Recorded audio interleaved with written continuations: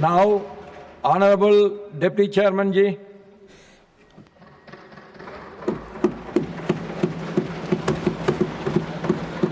आदरणीय सभापति जी, आपने बोलने का अवसर दिया, आभार। आदरणीय प्रधानमंत्री जी और आदरणीय सभापति जी, आपने मेरे प्रति जो सकारात्मक प्रेरक शब्द कहे वो मेरी स्मृति के स्थायी अंग होंगे।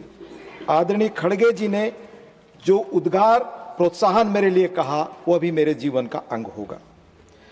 मैं सबसे पहले जो आज माननीय सदस्य रिटायर हो रहे हैं, जिनमें मैं भी हूं, जो आपने और आदरणीय प्रधानमंत्री जी ने भावनाएं उनके प्रति शुभकामनाएं व्यक्त की, उनसे खुद को जोड़ता हूं। ये सभी माननीय सदस्य स्वस्थ रहें, सक्रिय रहें, इनका उज्जवल भविष्य हो और देश को इसी तरह राह दिखाते रहें, ये कामना करता हूं। राज्यसभा में हर 2 वर्ष बाद अमूमन बसंत में 1/3 सदस्य विदा लेते हैं। व्यापक अनुभव ज्ञान से समृद्ध होकर देश के नीति निर्धारण में अपनी भूमिका निभाकर उतने ही सदस्य नई ऊर्जा, उत्साह, उमंग और सपनों के साथ मुल्क की नई इबारत लिखने आते हैं। जैसे वसंत में पुरानी पत्तियों की जगह नई पत्तियां और कोपलें आती हैं, इसी तरह आने वाले सभी नए सदस्यों को भी हमारी शुभकामनाएं।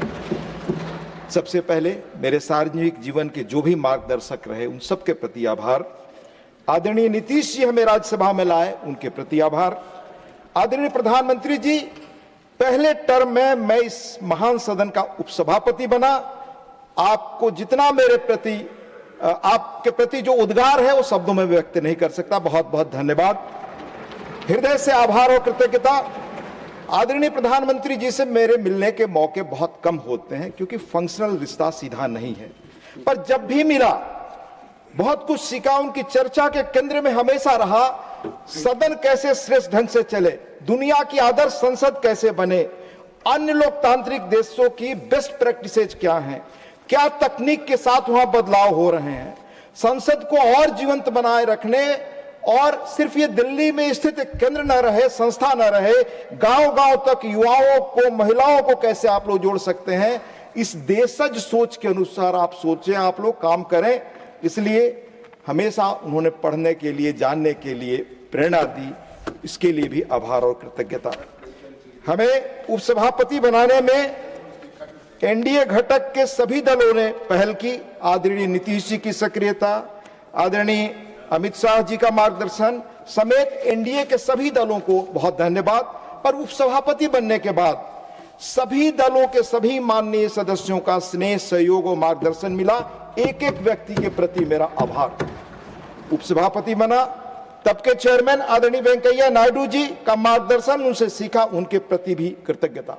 और इस पद पर रहे सभी लोगों के प्रति कृतज्ञता। और सर, आपके आने के बाद लगातार यह प्रयास रहा कि कैसे और बेहतर हम तरीके से संसद चलाएं। आपको भी बहुत बहुत धन्यवाद।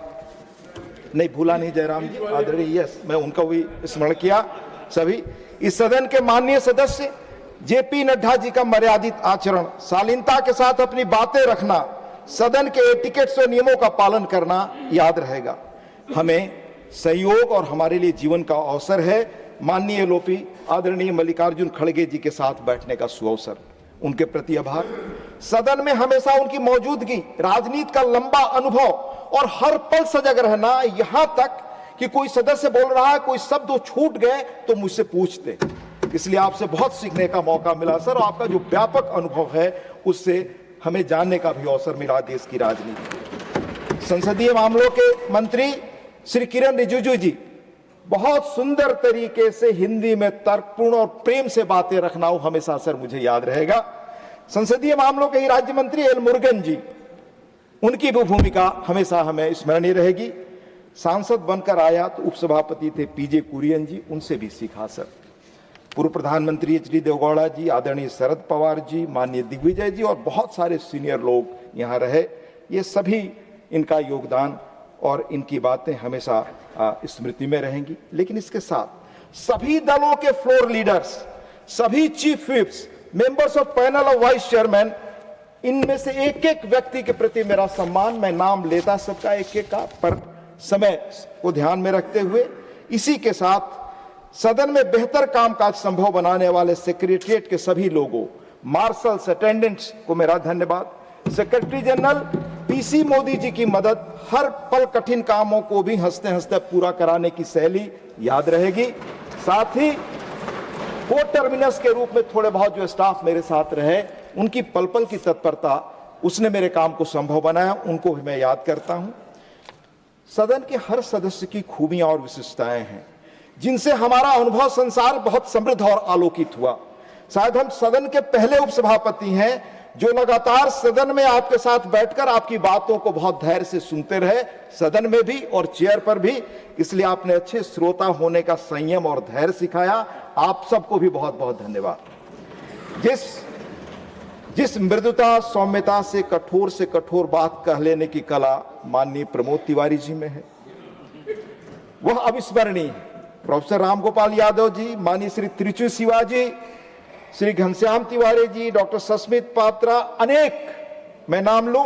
भाई जॉन ब्रिटास जी जिससे नहीं होते तो संसद में उनकी अनुपस्थिति खलती है, उनकी मौजूदगी जीवंतता का एहसास कराती है। माननीय जयराम रमेश जी, हम यहां हो वहां हो पर उनका स्वर हमेशा सुनने को मिलता रहता, अविरत निरंतर।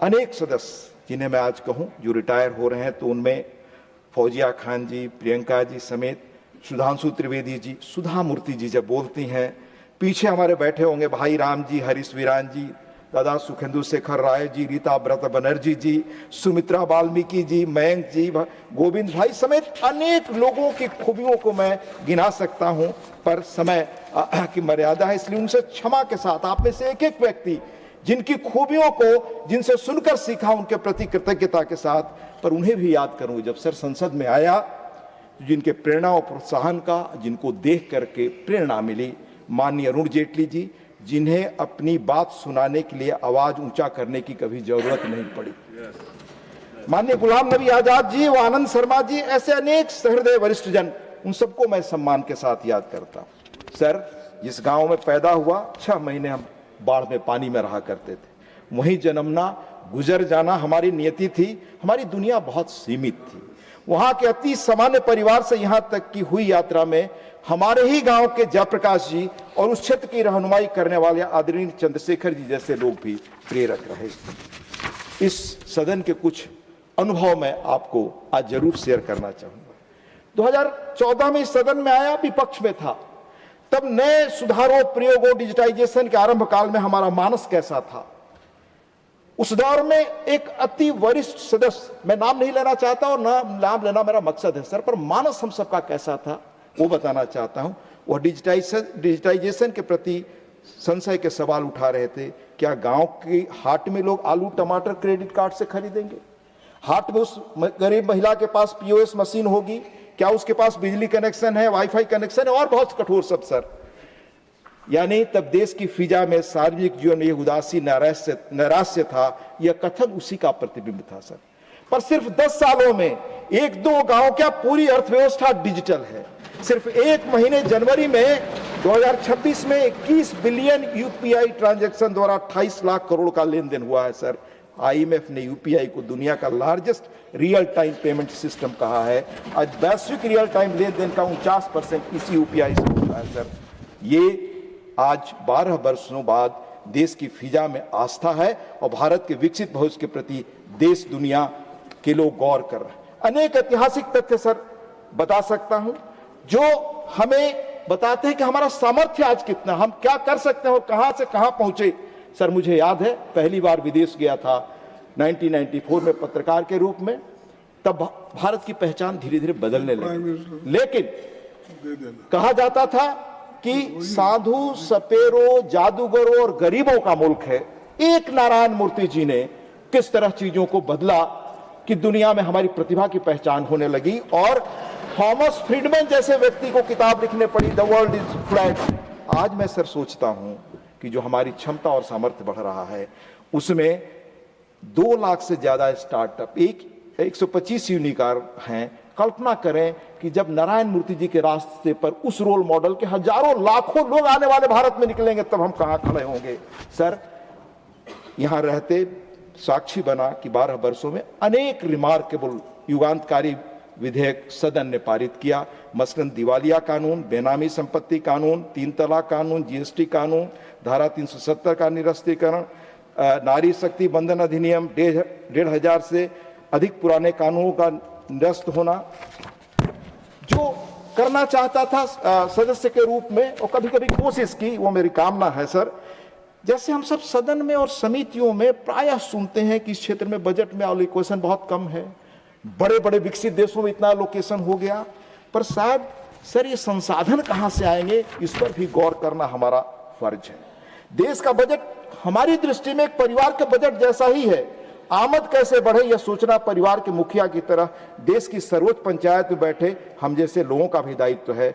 हमारा धर्म है कि समस्या के साथ हम समाधान बताएं। और ये सर मैं नहीं कह रहा, देश के पहले स्पीकर श्री जीवी मावलंकर जी ने 18 अप्रैल 50 को एस्टीमेट कमेटी में कहा, उसका मैं सार बता रहा हूं सर, वो कोट पढ़ने लायक है। हमारे संसदीय जीवन में रचनात्मकता के बजाय अक्सर विरोध की प्रवृत्ति हावी रही है। बिना गहराई के सोचे समझे हम सरकार के हर प्रस्ताव पर संदेह करते हैं, जबकि जरूरत है कि हम जिम्मेदारी साझा करते हुए समाधान की दिशा में कदम बढ़ाएं। इसी सदन में सर मैंने सदन के पूर्व सदस्य सत्यव्रत चतुर्वेदी जी को 28 मार्च 2018 को एक मेंबर के रूप में फेयरवेल भाषण उनका सुना। वो मेरे मस्तिष्क में आज भी यादगार के रूप में मौजूद है। उन्होंने कहा, आई कोट, राष्ट्रीय हित के मुद्दों और राष्ट्रीय संकट पर राजनीति नहीं होनी चाहिए। आदरणीय इंदिरा गांधी जी ने प्रधानमंत्री के तौर पर 30 मार्च 72 को ऐसे ही फेयरवेल स्पीच में कहा था, वो मैं कोट करता हूं सर।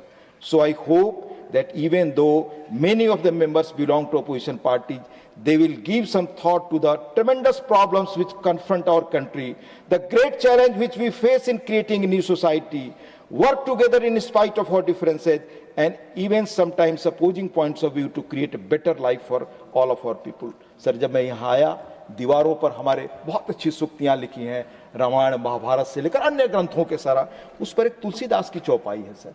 हम गांव में जब अपढ़ लोगों की संख्या ही ज्यादा थी, पर यह श्लोक मैंने वहां सुना था, जहां सुमति तह संपत्ति नाना, जहां कुमति तह विपत्ति दाना। ये यहां भी लिखा हुआ है सर। राष्ट्रीय सवालों पर हम आम सहमति बना सकें, क्योंकि देश है तब दल हैं तब हम हैं सर। ये मेरी कामना होगी। हमने संसद में जो बदलाव देखा सर, हमने अपने दौर में जब सांसद के रूप में काम शुरू किया सर, तो पेपर्स के पुलिंदा आते थे सर। आज डिजिटाइजेशन के कारण संसद की कार्यवाही लगभग पेपरलेस है। ये बड़ी उपलब्धि है सर। हमारा मानना है कि संसद के रूल्स को digital and artificial intelligence era के अनुरूप बनाने के साथ साथ सदन को सुचारू रूप से चलाने में पैदा हो रही नई समस्याओं से भी हमें मिलकर निपटने की जरूरत है। एक निजी अनुभव और सर, जब मैं रूल्स ऑफ प्रोसीजर को पढ़ना शुरू किया सर, तो लगा कि पहले चेयर पे जो लोग होते थे वो हाउस को कंडक्ट करते थे, यानी किसी दल में होता था, कुछ लोग होते थे उनको दल भी समर्थन नहीं करते थे, जो एटिकेट्स को और नियमों को तोड़ते थे, उनके दल उनको समर्थन नहीं करते थे। आज स्थिति बदली है। पहले चेयर पर आने के बाद सदन को नियंत्रित करने के लिए अनुरोध करना पड़ता है, पहले कंडक्ट कराना पड़ता था क्योंकि लोग स्वतः रूल्स को फॉलो करते थे।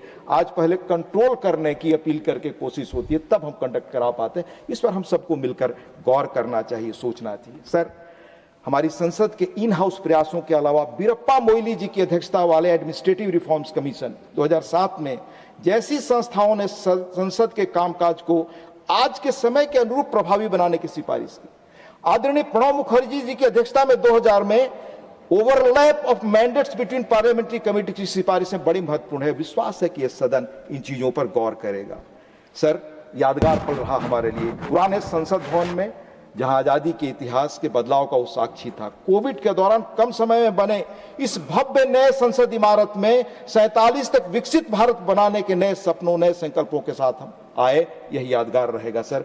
अंत में हमारे यहाँ बड़ा मशहूर शब्द है और बौद्ध धर्म के उद्गम से इसे हमने जाना, पर मैं जब इसको तहकीकात कर रहा था तो पाया चरैवती चरैवती, ये वैदिक परंपरा ऐत्रेय ब्राह्मण से निकला शब्द है sir. Keep moving, keep walking, march on, यानी जीवन में कभी न रुकने, थकने या विषम परिस्थितियों में निरंतर आगे बढ़ते रहने, कर्मशीलता की प्रेरणा इसी सदन से मिलती है। सदन ऐसे ही आगे बढ़ता रहे सर। और भगवान बुद्ध कहते थे, बहुजन हिताय बहुजन सुखाय, लगातार हम सक्रिय रहें, गतिशील रहें, सभी के कल्याण और सुख के लिए। इसलिए हम सब मिल करके हम जा रहे हैं जहां रहें, और जो आ रहे हैं, और ये सदन आने वाले समय में भी इसी प्रेरणा से चिरैवती आगे बढ़ता रहे, यही कामना है। आप सबको पुनः नमस्कार, धन्यवाद। जी ऑनरेबल प्राइम मिनिस्टर। धन्यवाद। आदरणीय खड़गे जी अपना विदाई भाषण में एक अपेक्षा व्यक्त की, तो मेरा भी दायित्व तो बनता है उस अपेक्षा को पूरा करूं। वैसे मैं शेर शायरी की दुनिया का व्यक्ति नहीं हूं, प्रतापगढ़ी का काम है।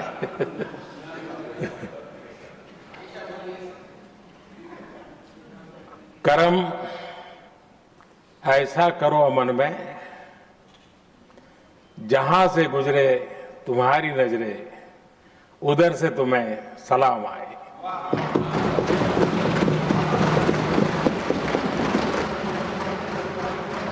Honorable members, as many